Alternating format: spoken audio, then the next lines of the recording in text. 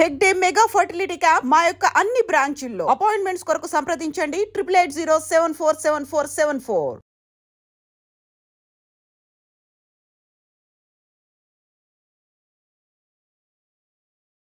పెహల్గాం ఉగ్ర దాడి తర్వాత ఎట్లాంటి పరిస్థితులు ఉన్నాయో మనందరికీ తెలిసిందే. అట్లాగే కేంద్రం కూడా ఒక కీలక నిర్ణయం తీసుకుంది. అదేంటి అంటే పాకిస్తాన్కి సంబంధించిన పౌరులు ఎవరున్నా సరే, ఏ వీసా ఉన్నా సరే ఖచ్చితంగా మీరు పాకిస్తాన్కి వెళ్ళిపోవాల్సిందే. 48 గంటలు గడువు విధించింది. ఆల్మోస్ట్ 29వ తారీఖున ఆ గడువు కూడా అయిపోయింది. పాకిస్తాన్కి సంబంధించిన వాళ్ళు అందరూ వెళ్ళిపోవాలి అన్నారు. సో వెళ్ళిపోయిన వాళ్ళు వెళ్ళిపోయారు. ఇప్పుడు ఎవరైతే వెళ్ళలేదో వాళ్ళ కోసం పూర్తిగా గాలిస్తున్న పరిస్థితి. అట్లాగే ఈ వీళ్ళ మీద ఇట్లా లీగల్ యాక్షన్ ఏం తీసుకోవాలి అనేది కూడా కొంత ఆలోచన చేస్తున్నటువంటి టైంలో ఇప్పుడు ఒక పాకిస్తాన్ మహిళను రహస్యంగా పెళ్లి చేసుకున్నాడు. అట్లాగే వీసా గడువు ముగిసినా కూడా ఆమెని ఇక్కడే ఉంచిండు మన సిఆర్పిఎఫ్ జవాన్. ఆయన పేరు వచ్చేసి మునీర్ అహ్మద్. సో ఇక మొన్ననే గడువు అయిపోయింది. ఏది ఏమైనా సరే వెళ్ళిపోవాలని చెప్పినప్పటికీ కూడా ఇప్పుడు ఆమెని ఇక్కడే ఉంచాడు. కాబట్టి ఇప్పుడు ఆ సిఆర్పిఎఫ్ జవాన్ని ఉద్యోగం నుంచి తొలగించారు. అయితే గత ఏడాది పెళ్లి కంటే ముందు కూడా నేను హెడ్ క్వార్టర్స్ అందరి అనుమతి తీసుకున్న తర్వాతనే పెళ్ళయింది. అనుమతి వచ్చిన నెల రోజులకే పెళ్లి చేసుకున్నా అని చెప్తున్నాడు. ఇప్పుడు నా ఉద్యోగం తొలగింపు నిర్ణయాన్ని కూడా తాను అంగీకరించను అని కూడా, ఈ నిర్ణయానికి వ్యతిరేకంగా నేను కోర్టుకు కూడా వెళ్తానని కూడా చెప్తున్నాడు. అయితే ఇప్పుడు మొదట్లో ఈ మీడియా ద్వారా నాకు ఈ విషయం తెలిసింది. కొద్దిసేపటి క్రితం నాకు సిఆర్పిఎఫ్ నుంచి కూడా ఒక లేఖ కూడా వచ్చింది, ఇట్లా నీ ఉద్యోగం నుంచి తొలగిస్తున్నాము అనేటువంటిది.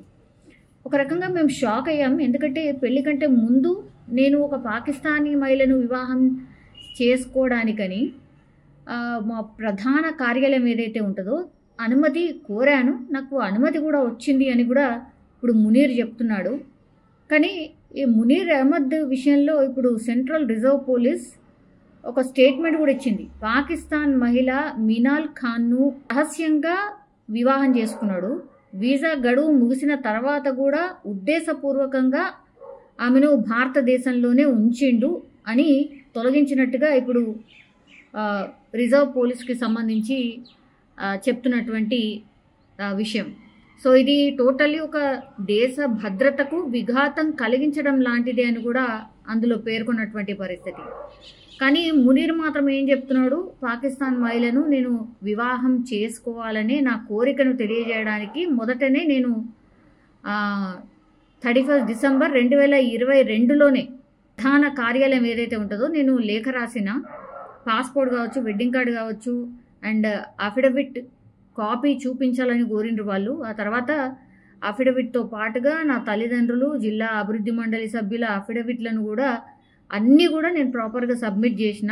అయితే 2024 ఏప్రిల్ 30న ప్రధాన కార్యాలయం నుంచి నాకు ఆమోదం లభించింది.